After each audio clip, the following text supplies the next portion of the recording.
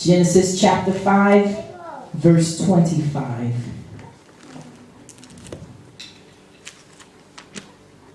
I'm going to read through verse 27. And it says, and Methuselah lived 187 years, and he begat Lamech. And Methuselah lived after he begat Lamech 782 years, and begat sons and daughters. And all the days of Methuselah were 969 years, and he died. So, while we don't know a lot about Enoch, we do know that he had a son whose name was Methuselah. And he had this son at the age of 65 years old. 65. 65 is 11. And 1 and 1 is 2. And 2 is the number of agreement. There had to be an agreement. He had to be in agreement with God for God to take him out of here. While his son, when he just recently had his son. And he was able to enjoy, Enoch was able to enjoy Methuselah and his other children, and he had grandchildren for 300 years until God took him. But you got to understand that back then, to have your father with you as your provider, as your counselor, as your leader was a big deal. And it is recorded. So it was not common for the father not to be there. 300 years, it sounds like a lot to us, but it wasn't a lot to them. Most of them had their fathers for 800, 900 years almost. And so for Methuselah not to have his father after 300 years was a big deal. But look at what God does. Look at what God does. Methuselah, Enoch's son, is recorded in history as the longest living man on earth. 969 years. Isn't that interesting? Almost 1,000 years.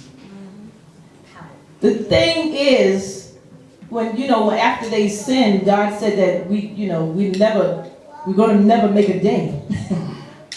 He said, in the day that you sin, you shall die. And we know that 1,000 years is like a day in the sight of the Lord. So no man has even been recorded as living 1,000 years. Methuselah came close. He was the closest at 969 years. So the point I want to make here is that when you take care of God's business, glory, God takes care of yours. Amen. Don't you think he had to think about his children? And leaving his children, and who would have ever heard of a man voluntarily leaving his children, knowing that he had so many more years ahead of him? Amen.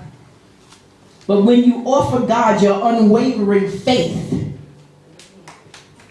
let me say it again. When you offer God your unwavering faith, yes, he looks after your children. Amen. Amen. And he gives them life. Yes. He adds life to them because of your faith. Amen. He adds life to them because of not just years, life. So that they would do well, so that they would not be in want. Many of our children are not where they should be in God because we were not where we should have been in God. Do I get it? Amen. Amen. I'll say that again. Many of our children are not where they should be in God or could be in God because we as the parents were not where we should have been in God. Amen. Our dedication has to be to the cause of Christ. Yes. And God will look after all that other stuff. He'll look after all that other stuff. So we say, well, why should I be here on a Sunday? I could be spending time with my family. Say so. Why should I be here at prayer Bible class? No, I got to be with my family. God